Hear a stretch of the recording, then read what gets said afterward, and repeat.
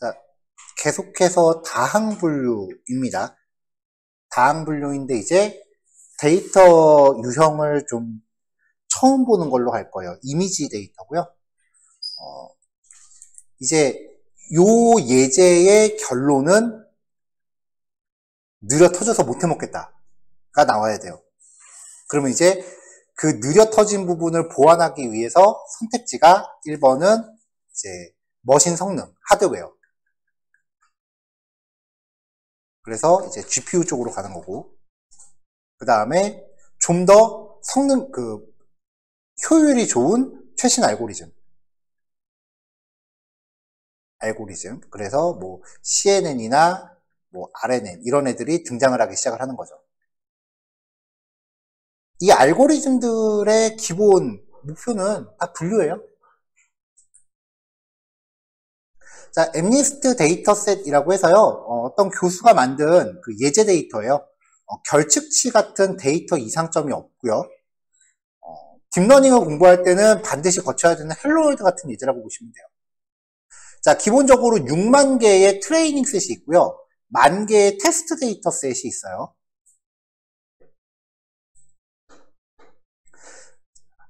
자, 원본 이미지는 이제 태글에 올라와 있는 것도 있고요. 제가 이걸 내려받아서 이제 제 사이트에 올려놓은 것도 있습니다.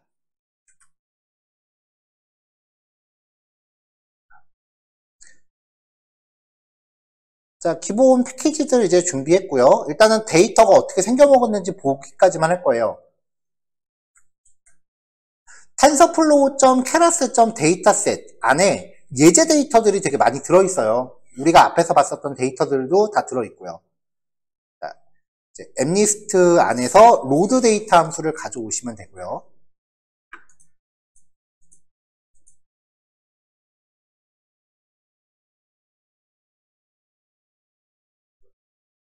자, 이 함수를 호출하면서 패스라고 하는 파라미터에다가 내가 읽어오고자 하는 파일의 경로를 명시하시면 돼요.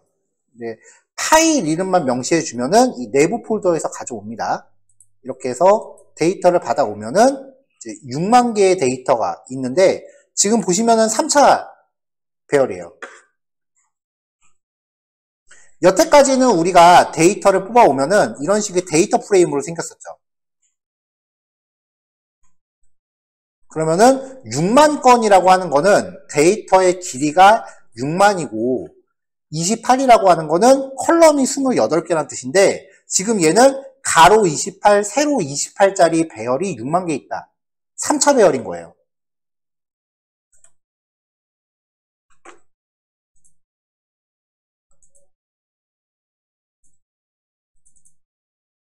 자, 파일 생겨먹은 거를 보면은 요거예요.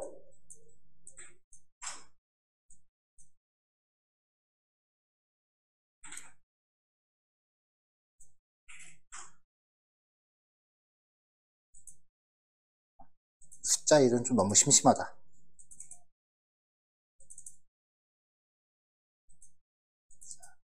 자, 이게 손글씨 데이터예요. 손으로 이제 숫자를 쓴 거를 스캔을 뜬 거고요.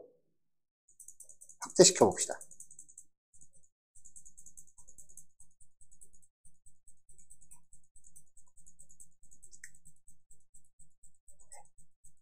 네, 이렇게 되어 있죠. 자, 더 확대시켜 볼게요. 더 이상 확대가 안 되네. 자, 빔 프로젝트로 이게 표현이 지금 되는지 모르겠는데, 여기 지금 이렇게 네모칸 보이세요? 네모칸.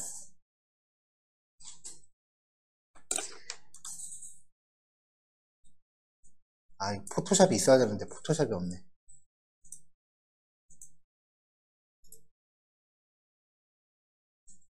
자, 그림판을 열어볼게요.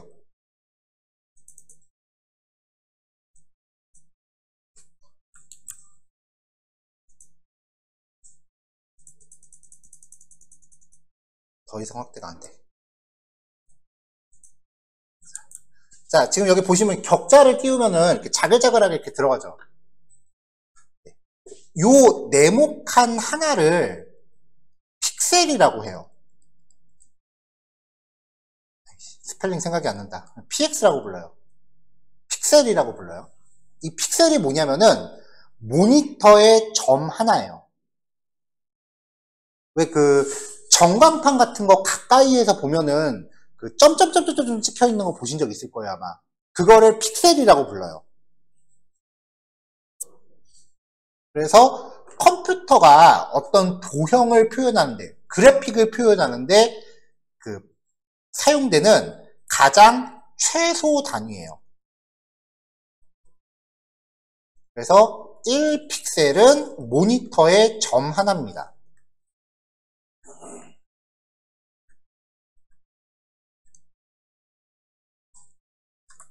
자, 우리 왜 모니터 해상도라는 얘기 많이 하죠? 아마 지금 요 모니터가 여기가 1920에 세로가 1080인가 아마 그럴 거예요.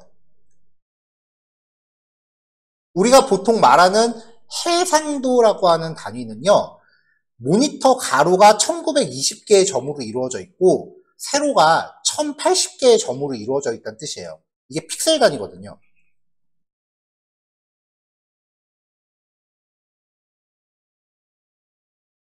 컴퓨터는 어떤 그 모양을 표현할 때 이 픽셀에다가 각각의 색깔을 칠해서 표현을 합니다.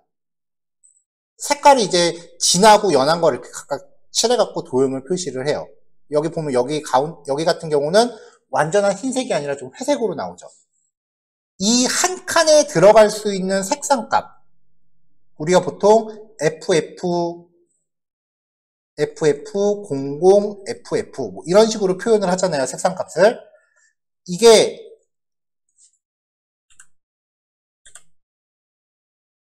요게 16진수인데 이거를 10진수로 변환을 하면은 0부터 255 사이의 숫자로 변환이 돼요. 16진수 00부터 FF까지가 10진수 0부터 255까지로 변환이 돼요. 그러니까 여기에 들어있는 요 점 하나는 이게 만약에 완전한 흰색이다 라고 하면은 255인 거고요. 바깥에가 완전한 검은색이다 라고 하면 요 점 하나는 0인 거예요. 그러니까 요 이미지는 3차 배열인데 0, 0, 0 어딘가는 255 이런 식으로 되어 있는, 그리고 여기 한 줄이 다 여기 맨 위에 줄이 다 검은색이라고 치면 전부 다 0인 거죠. 자, 이미지의 가로 크기가 28픽셀이라 그랬어요. 세로 크기도 28픽셀이라 그랬어요. 그러면은 얘가 가로 28, 세로 28짜리 2차 배열이란 뜻이에요. 그 배열의 각 원소는 0부터 255 사이의 숫자로 구성되어 있어요.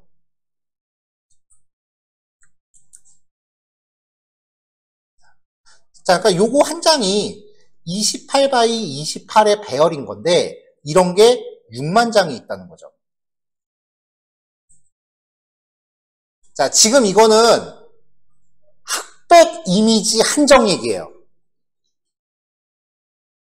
컬러 이미지는 나중에 또 따로 그 이야기를 할 텐데 채널이라고 하는 개념이 들어가서 여기에 3이 또 곱해져요. 그래서 컬러 이미지는 이미지 자체가 3차 배열이고요. 그게 6만 장이 있으면 4차 배열이 돼요.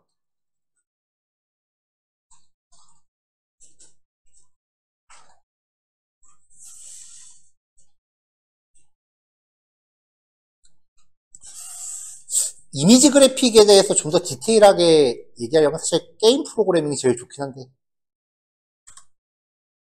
뭐 어쨌건 일단 흑백 이미지에 대해서만 얘기를 하자고요.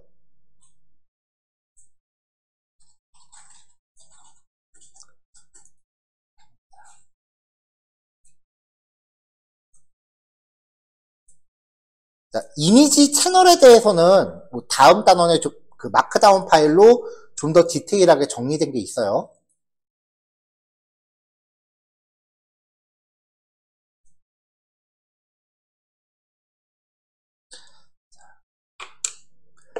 자, 레이블이 6만 개다라고 하는 거는 여기 이미지 데이터 한 장이 만약에 네모칸에 숫자 0이 써져 있다라고 하면은 요 라벨 값은요, 얘는 실제로 0이다 라고 하는 숫자 값이에요.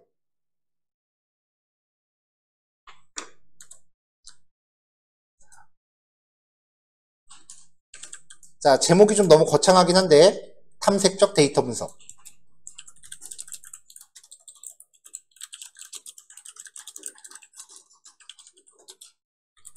자, 일단 임의의 샘플 데이터를 확인해 봅시다.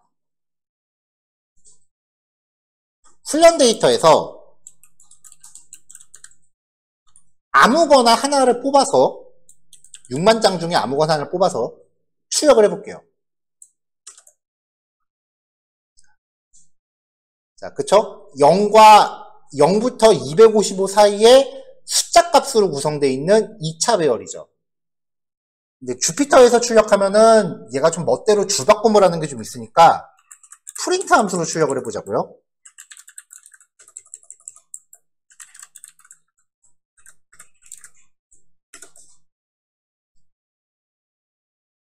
얘도 줄바꿈을 좀 하네요.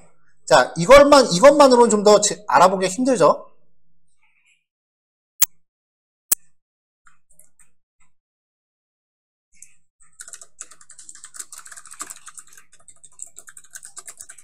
단순 출력이고요.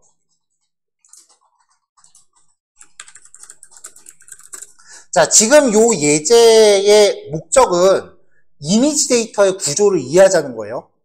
분석 모형에 대한 얘기가 아니에요.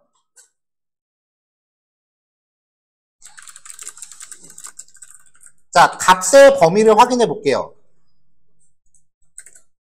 자, numpy.max 2, 3, 4. 그 다음에 numpy.min 한 번에 출력할까요, 그냥? 최소값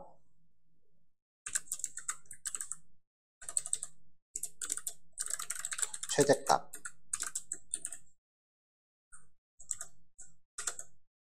자, 0부터 255 사이의 데이터인 거 알 수 있죠? 자, 지금 얘가 출력된 게 좀 너무 주피터스럽게 출력이 돼서 알아보기가 좀 힘드니까 이거를 간격 없이 출력을 해볼게요.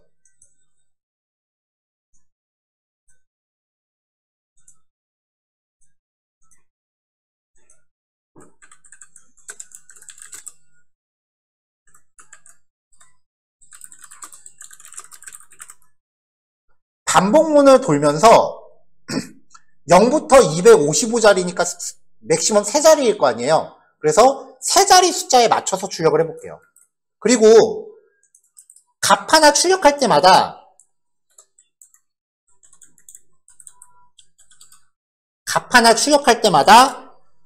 그냥 프린트를 쓰면 줄바꿈을 해버리니까 2차 배열이잖아요. 그래서 end는 없애라. 줄바꿈 없이. 차수마다 이제 한 줄로 출력되게요. 이렇게 해서 출력을 해보자고요. 뭐 같아요? 숫자 3인 거죠. 이게 이미지 데이터의 정체예요.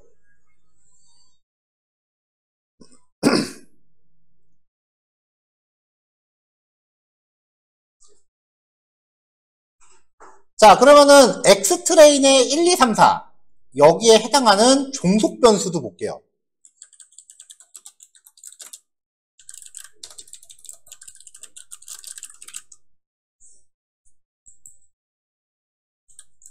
Y트레인의 1, 2, 3, 4에 해당하는 종속 변수를 봅시다. 이런 데이터가 3이라고 이렇게 라벨링 해놓은 거예요.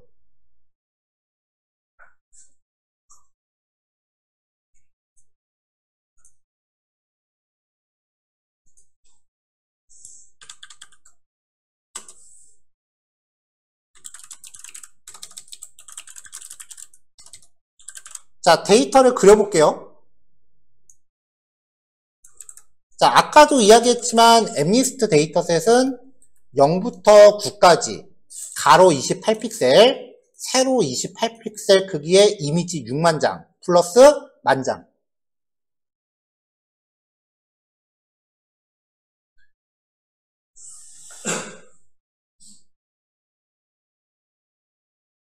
자, 그리고 이제 이미지를 단색으로 배경색을 단색으로 처리하고 글자가 표시되는 영역의 색상을 흰색으로 표현한 거죠.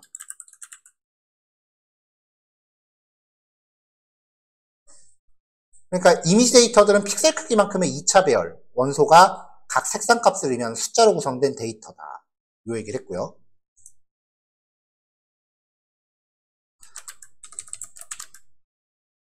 자, fig랑 AX를 생성해 볼게요. plt.servplot 몇 개나 그려볼까요? 한 5개만 그릴게요. fig 사이즈는 15에 3. DPI는 100 정도 주고요. for i in range 0부터 AX의 길이만큼 len AX.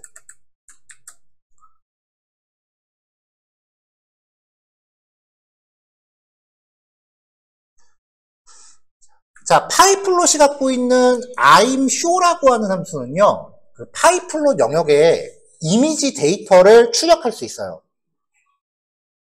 C맵, 컬러 맵은 그레이스케일로, 그리고 이미지의 제목은 검증 데이터. 자, 이렇게 해서 plt.show, plt.close라고 하면은 데이터셋을 이렇게 그려줍니다.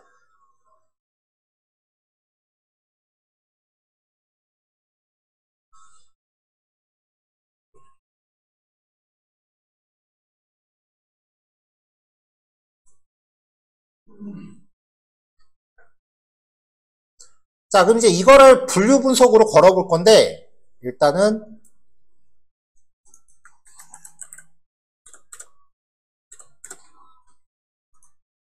패키지를 하나 더 가져올게요.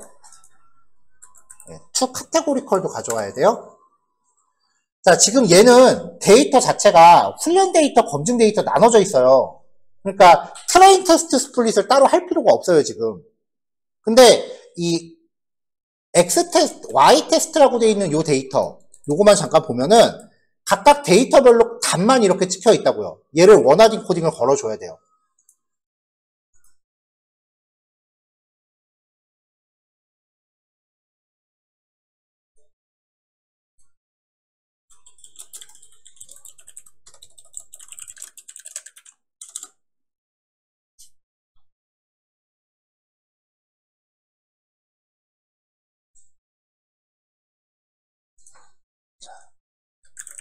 훈련 검증 데이터가 이미 구분되어 있으므로 트레인 테스트 스플릿을 적용할 필요는 없죠.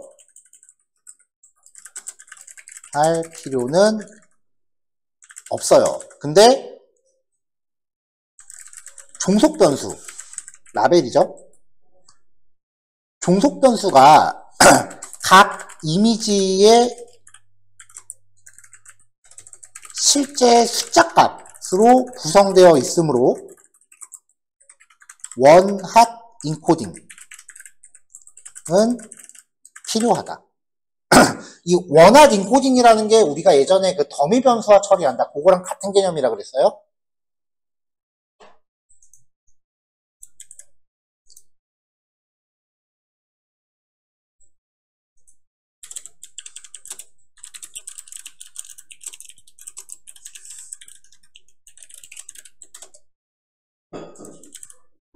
자, 이렇게 해서 to categorical한테 전달해서 원핫 인코딩을 겁니다.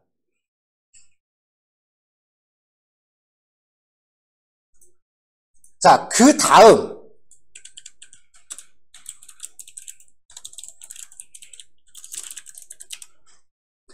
자, 우리가 여태까지 봤었던 통계 모형,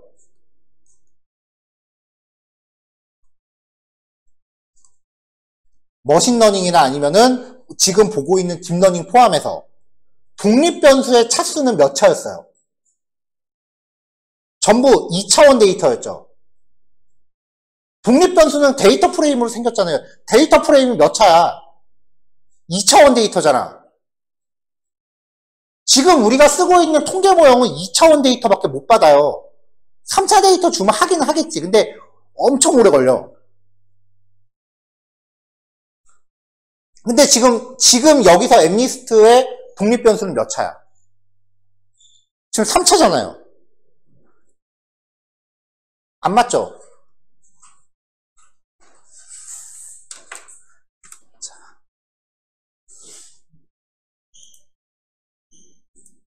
자, 그러니까 이거를 어떻게 하느냐? 이미지 데이터가 이렇게 있으면요. 내가 이 얘기를 여태까지 수업하면서 여러 번 했어요. 자, 이미지 데이터 일부를 이렇게 걸었습니다. 이거를 다 한 줄로 떼워요. 한 줄로 바꿔요, 이렇게.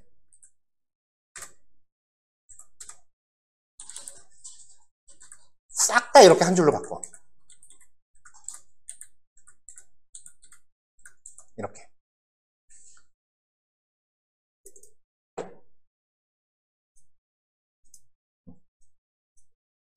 그냥 이렇게 한 줄로 싹 바꿔요. 원래 이미지 데이터는 가로, 세로였는데 그걸 그러면 2차인 거를 싹 다 한 줄로 바꿔버리면 1차가 된 거죠. 그러니까 이게 어떤 느낌이냐면은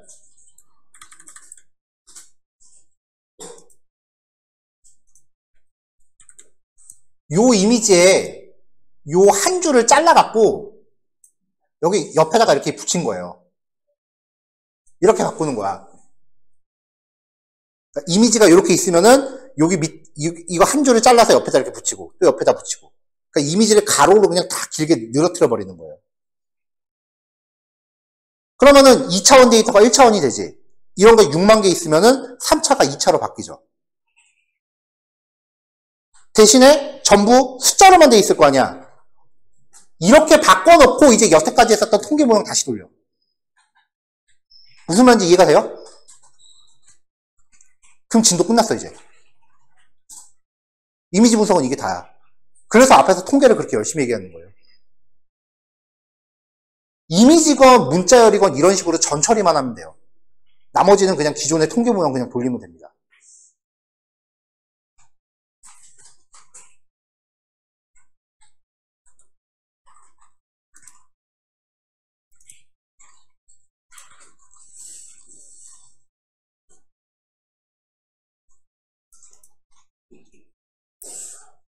자, 그래서 이제 독립변수 전처리는요, 훈련 검증용 이미지의 차수를 재설정해요.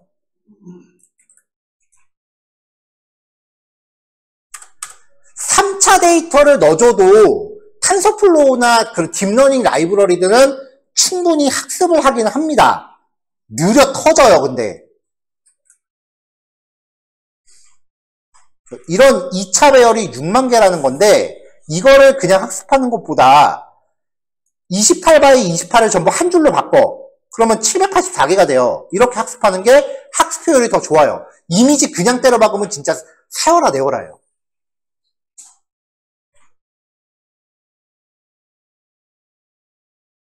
근데 이게 그나마 지금은 흑백 이미지고 이미지가 조그마니까 그나마 좀 되는 거지, 이미지 해상도가 커졌다. 만약에 CCTV 같은 고해상도 이미지다라고 하는 거는 여기 요 사이즈가 달라진다는 거 아니에요. 요즘 CCTV 해상도 모니터 해상도랑 똑같아. 1920에 1280이 돼요. 그럼 이거 곱하면은 값이 배열 원소가 몇 개야? 그런 게 6만 개? 6만 개만 분석하겠어요? 몇십만 개는 분석하겠지.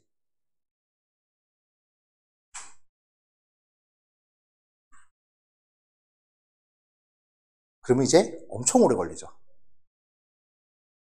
강사님, 저는 영상 하고 싶은데요. 자, 게임 하시는 분들, FPS라는 얘기 들어봤어요? FPS 뜻이 뭐야? 초당 프레임 수라고 부릅니다. 프레임 퍼 세컨드. 거기서 말한 프레임이 뭐야? 그쵸? 혹시 플립북이라고 아세요?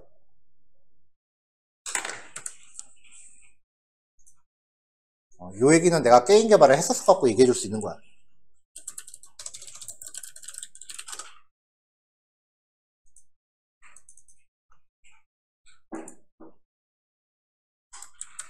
이거요. 책인데 촥 넘기면은 이제 움직이는 것처럼 나오는 거 있죠. 저게 플립북이야. 자, 이 플립북의 페이지 수가 60페이지라고 치고요. 이거를 한번 촥 넘기는데 1초가 걸렸다. 그럼 얘는 60fps야. 이 플립북에서 한 장 한 장을 프레임이라고 합니다. 그래서 초당 장면 수를 이제 우리가 FPS라고 부르는 거고요. 게임 같은 경우에는 이제 FPS가 높으면 높을수록 영상이 훨씬 더 부드러워요. 일반적으로 사람이 동영상이라고 인식하는 FPS는 초당 60프레임이에요. 1초에 60개 장면. 그리고 애니메이션을 구성하는 최소한의 프레임 수는 초당 12프레임이에요.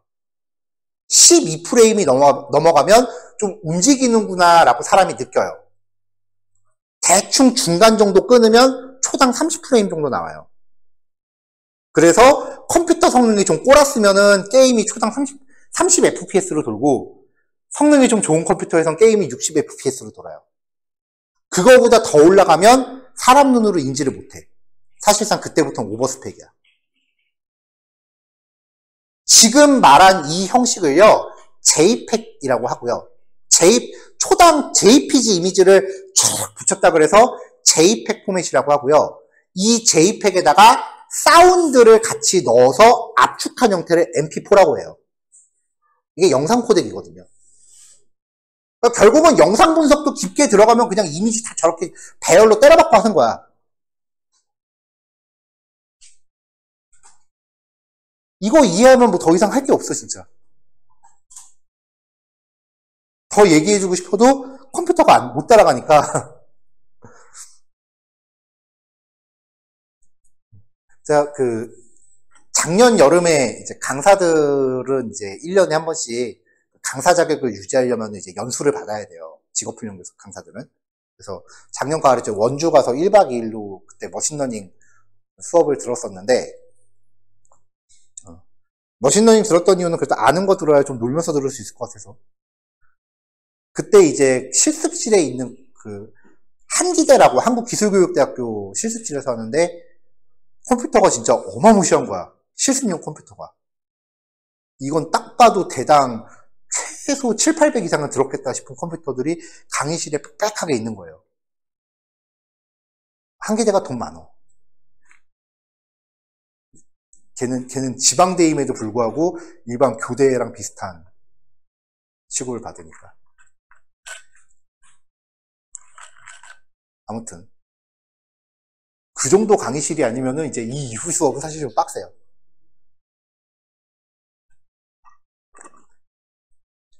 그래서 아마 요 다음 예제부터는 코렐 게 아니고선 거의 못 돌릴 거야. 자, 어쨌건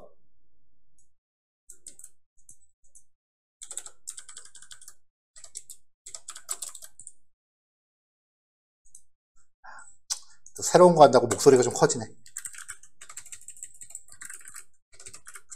훈련 데이터의 차수 확인을 해볼게요. 아까도 봤지만 이제 6만 개에 28x28입니다. 아까도 말했지만 해상도가 커지면 여기 차수가 커져요. 이미지 해상도가 커지면. 그래서 이제 고해상도 이미지를 분석할 때는 일부러 이미지를 이제 리사이즈를 시켜요. 조그맣게. 대신에 이미지는 줄이거나 확대하면 뭉개지거든요. 그러면 이제 분류 정확도는 더 떨어지지. 자, 리쉐이프 함수를 써야 돼요. 차수 변경할게요.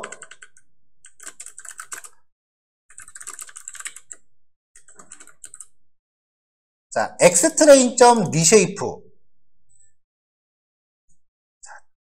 행의 수는 원래 행을 그대로 유지하고요. 6만 개. 그 다음에 28 by 28. 여기 28에 28. 요거를 한 줄로 다 묶어서 1차로 바꾼다 그랬죠. 그러면은 1차 배열로 바꿨을 때 원소는 28 곱하기 28이 나올 거 아니에요. 그래서 열의 수를 요거 곱하기 요거. 이게 이미지 데이터 그 차수 바꾸는 방식이에요.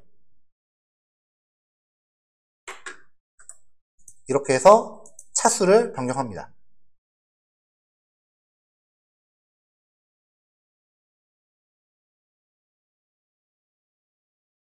자, 그 다음에 신정만 할 때 정규화는 선택이 아닌 필수예요. 자, 정규화의 방법은 뭐 스탠다드 스케일링이나 노멀라이즈 스케일링이 있는데 얘는 노멀라이징 하면 돼요. 아까 색상값의 범위가 몇부터 몇 가지라고? 0부터 255 사이에요. 그게 사람이 눈으로 인식할 수 있는 색상의 수예요. 그걸 이제 우리가 보통 RGB 컬러라고 불러요. 컴퓨터는 뭐 65,000 컬러 그런 거 표현 잘 못해요. 자, 그러면 요 원소 값들을 넘파의 배열이잖아. 어렵게 생각하지 마. 그냥 255로 나눠버리면 0에서 1 사이로 바뀌어요. 그래서 이미지 데이터 그 표준어는 그냥 255로 나눠버리면 돼.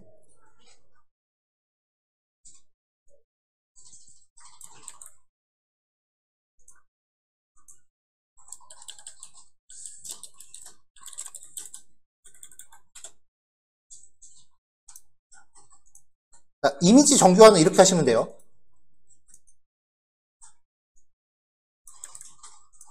자, 그래서 나온 데이터를 각각 250으로 나눠버리면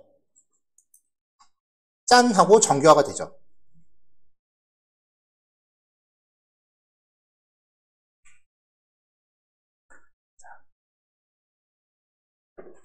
자, 다 왔어 이제. 자, 아까의 차 하나 열고요.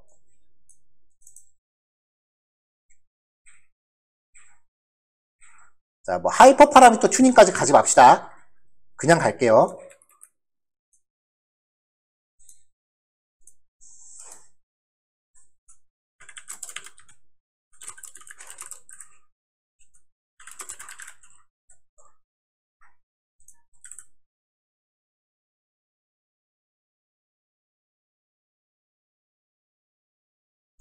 자, 여기에 들어가는 거는 노멀라이징 한 거, 엑스트레인 노멀. 그 다음에 아까 Y 데이터는 원하딩 코딩 한 거. 그쵸? 그 다음에 X 테스트 노멀. 그리고 종속 변수도 원하딩 코딩 한 거.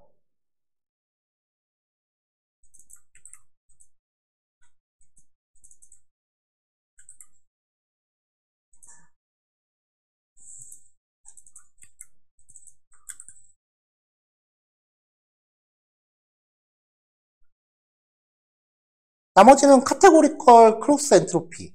이렇게 다 진행하면 되죠.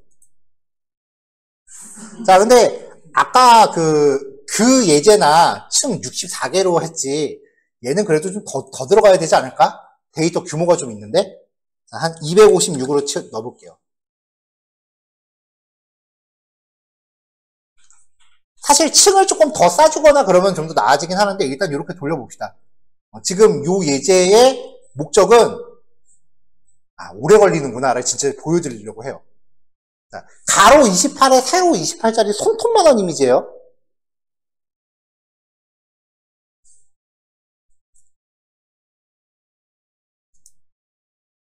얘는 생각보다 금방 끝나기도 해요. 이미지가 워낙 쫓간해서. 컬러 이미지가 되면 좀 달라지긴 하는데.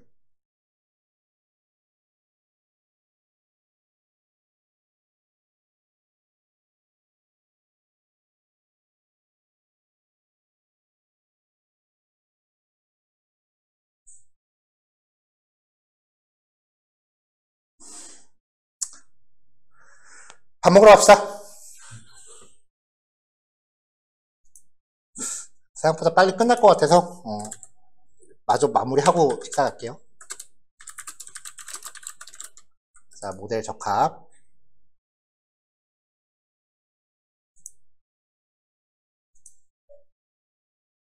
자, 얘는 그냥 알아서 돌고 있으라고 하고 밑에 코드 미리 준비해 놓을게요.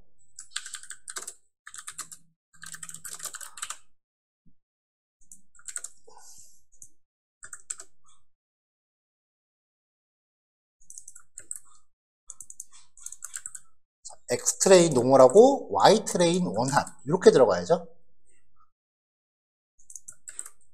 자, 이거는 훈련에 대한 손실률과 훈련 정확도고요. 검증에 대한 손실률하고 검증 정확도는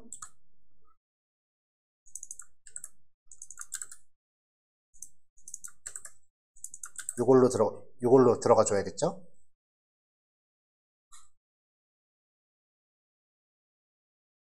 자, 위에 나왔고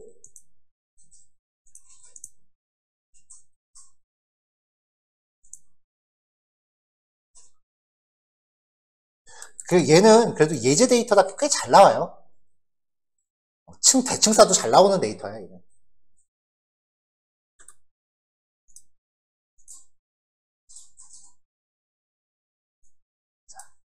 자, 여태까지 통계 모형들은 사실 요 여기까지만 해도 충분히 유의미해요. 왜냐면 대부분의 통계 모형들은 이런 결과를 만들어내는데 영향을 세게 준 변수가 무엇인지를 찾는 게 주 목적이에요. 근데 머신러닝은 이미지를 이렇게 분류하는데 영향을 준 색깔이 뭔가 아무 의미 없잖아. 그쵸? 그러니까 이제부터는 이 모형을 내가 어떻게 쓰느냐라고요.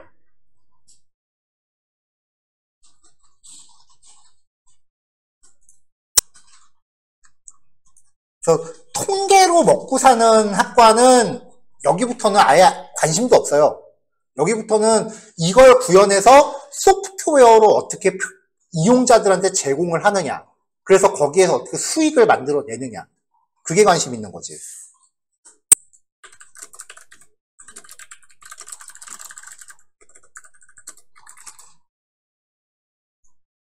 자, 테스트 데이터에 대한 예측 결과를 산정해 봅시다.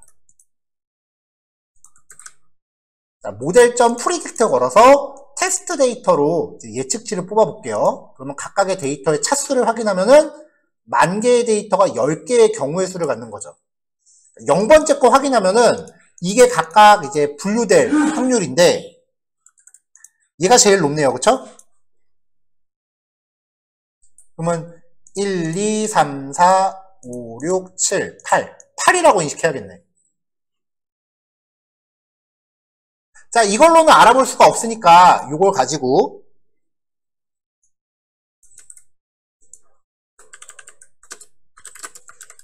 가장 큰 확률값의 인덱스를 별도의 리스트로 뽑아낼게요.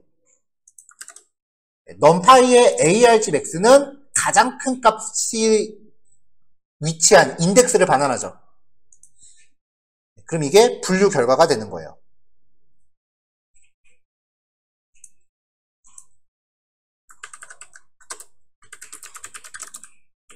자, 그럼 데이터를 비교를 해봐야죠. 이번엔 좀 많이 그립시다. 자, 3행 5열이고요. 개수는 이제 가로 세로 4씩 잡아줬고요. 반복 돌면서 랜덤으로 뽑았어요. 랜덤 값을 뽑았어요. 그래서 테스트 데이터에 랜덤한 위치의 이미지를 뽑아서 그림으로 그려보고 머신러닝이 예측한 결과도 무엇인지를 같이 출력을 해봤습니다.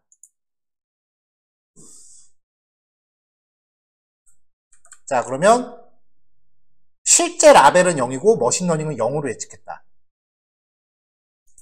88. 이건 아이콘 때문에 안 보이네. 실제 이미지랑 레이블 값과 머신러닝이 예측한 결과 보이죠?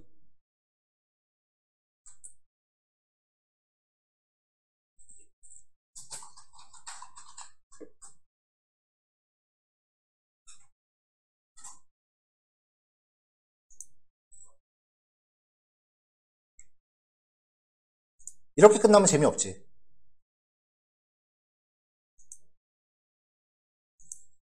자, RES 폴더 안에 있는 요 이미지 파일은요, 실제로 제 글씨예요. 실제로 제가 쓴 글씨를 핸드폰 카메라로 찍어서 흑백 이미지로 바꾼 거예요. 데이터셋에 맞게 가로 세로 사이즈 28x 28로 포토샵 한 거고요. 이거 내 필체야.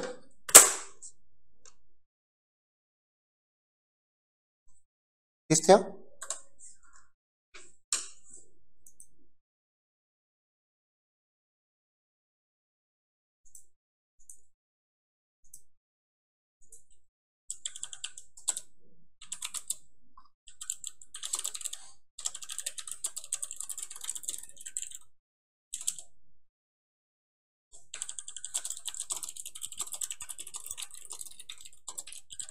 자, 이미지 로드를 위한 패키지 가져올게요. 자, PIL이라고 하는 패키지가 있어요. 파이썬 기본 패키지고요. 얘를 통해서 이제 이미지를 불러오겠습니다.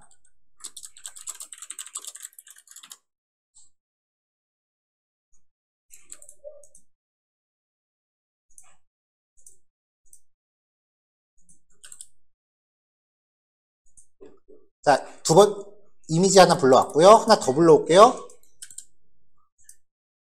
두 개 불러왔죠? 자, 기본적으로 모든 이미지는 컴퓨터 입장에서는 색상 컬러 이미지예요. 흰색하고 검은색밖에 없어도 컬러 이미지야.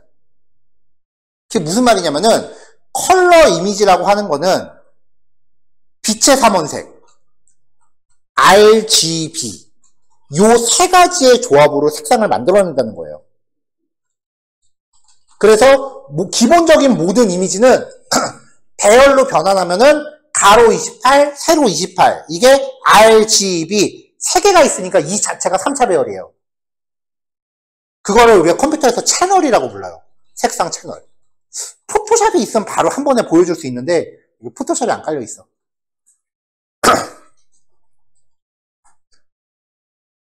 자, 그래서 얘를 흑백 이미지로 바꿔야 돼요. 흑백 이미지는 이제 2차원의 데이터만 남아요.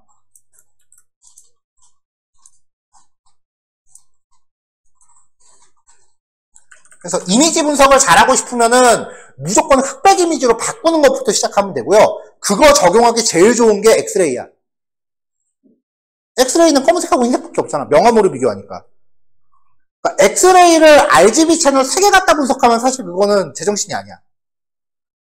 쉽게 할 수 있는 거 되게 어렵게 가는 거예요. 자, 일반 이미지는 RGB 색상 3가지 조합으로 존재하기 때문에 가로 크기, 세로 크기 곱하기 색상 수만큼 RGB.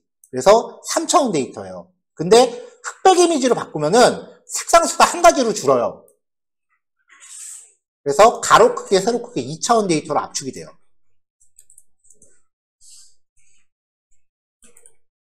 자, 바꾸는 방법은 이미지.컨버트 모드는 L 이라고 하면은 자, 여기 보면은 색깔이 보일지 모르겠는데 배경은 보라색에 글씨는 노란색이거든요, 지금.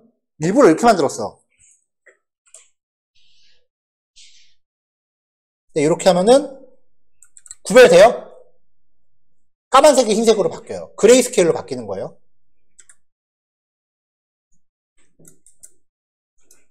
하나 더 합시다. 바뀌었죠?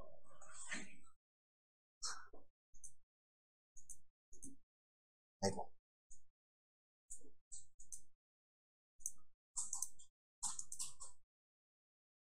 자, 그럼 이제 요거 갖다 뭐 해야 돼? 이미지 2개 불렀어. 배열로 바꿔야죠.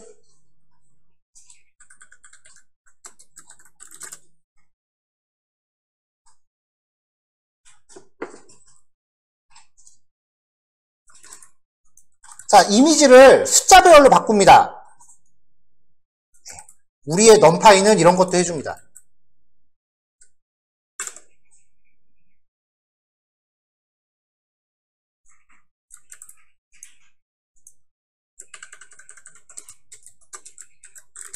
자, 이제 독립변수 데이터 만들어 볼게요.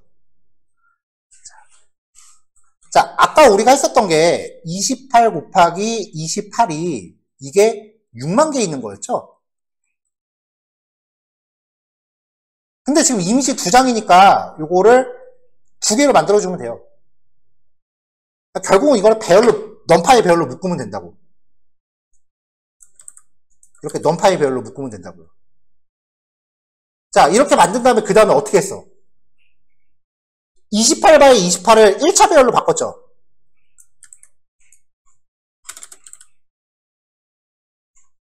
이렇게 해서 여기 곱해갖고 1차 배열로 바꿨죠? 그 다음에 뭐 했어요? 데이터 표준화했죠?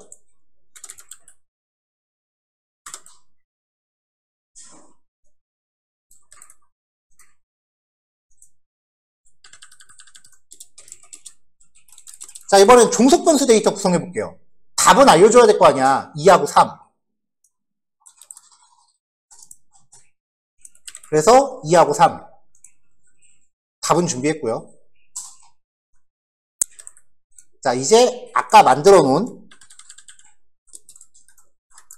모델 객체한테 이 데이터를 프레딕트로 넘깁니다.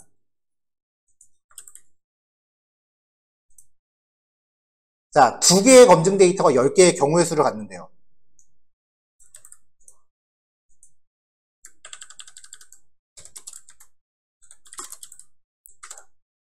자, 이제 나머지는 아까 했었던 플로우 그냥 그대로 따라가면 돼요. numpy.argmax 갖다가 이제 값 추출하고요. 그리고 결과를 출력해 보자고요.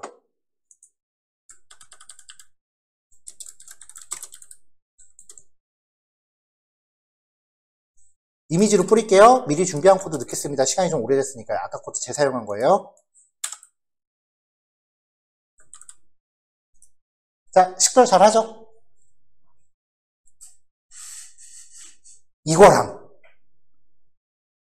여기서 조금 세계관을 확장시키면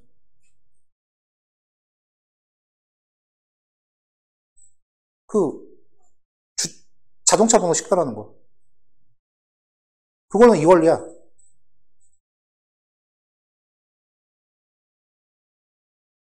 그렇잖아요. 글자 수만 좀 많아질 뿐이지. 자동차 번호판은 앞에 글자 3자리, 한글 하나, 뒤에 4자리죠. 그러니까 발생할 수 있는 경우의 수는 한정이 돼 있어. 거기에 대한 모든 경우의 수를 미리 다 이미지 셋으로 만들어 놓고 레이블링 해갖고 학습 돌리면 못 만들 거 없어. 근데 거기에 변수가 하나 붙어. 3차원 현실이잖아요. 자동차가 이렇게 주차장 같은 데 이렇게 들어가면서 이렇게 번호판 인식하는 거 아니야? 그러면 같은 번호판을 얘는 다 평면이잖아. 각도별로 다르게 찍어야 돼. 그런 변수가 하나 생겨요. 그래서 각도별로 그거를 이미지를 다 찍은 거에 대한 데이터셋까지 고려하면은 이미지가 몇 억 장이 돼요. 그거 팔아요. 겁나 비싸. AI 허브인가? 거기 가면은 그거 돈 주고 팔아요. 번호판셋. 그것만 있으면 이걸 그대로 적용만 만들 수 있어. 원리는 알겠죠? 근데 그거를 이제 실현하는 데 있어서 여러 가지 현실적인 제약이 좀 있다라는 거야. 자, 지금 이거 제가 딥러닝 넣는데, 딥러닝으로 텐서플로우로 돌린 건데, 똑같은 데이터, 여기에 집어넣은 데이터 있죠? 우리가 쓴 데이터, 이거 갖다가 앞에서 했었던 로지스틱 회기, KNN, SVM, 다 돌려도 나와요. 어차피 다 똑같은 알고리즘이야. 시간이 오래 걸릴 뿐이야. 원리는 다 똑같아. 이거 이해하면은 이제 취업 준비하시면 돼요.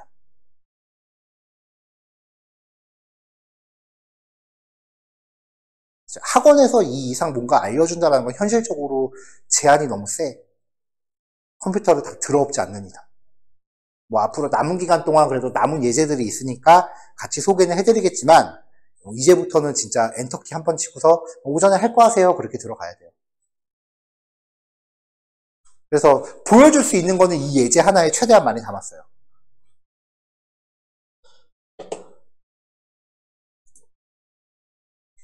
자, 코드 지금 올라갔고요. 요거 예제 하나만 제가 지금 녹화 시간만 지금 50분 넘게 설명을 했어요. 지금 거의 1시 반이잖아요. 그러니까 12시 반이잖아요. 식사는 그 1시 반까지 들어오시고요. 우리 보통 식사 시간 끝나면 제가 한 10분 정도 여유 두고 시작했거든요. 그러니까 1시 반까지 들어오셔서 10분 정도 쉬셨다가 요거 실습하시면은 제가 봐서는 얼추 2시 반 정도 될 것 같아요. 오늘은 뭐 3시부터 오늘도 상담하죠. 아마 오늘까지 할 것 같은데 오늘은 요거 이상 더 진행하기는 좀 시간적으로 제약이 있을 것 같으니까 식사 다녀오시고 요거까지 각자 실습하시는 걸로 합시다. 네, 여기까지요. 고생하셨어요.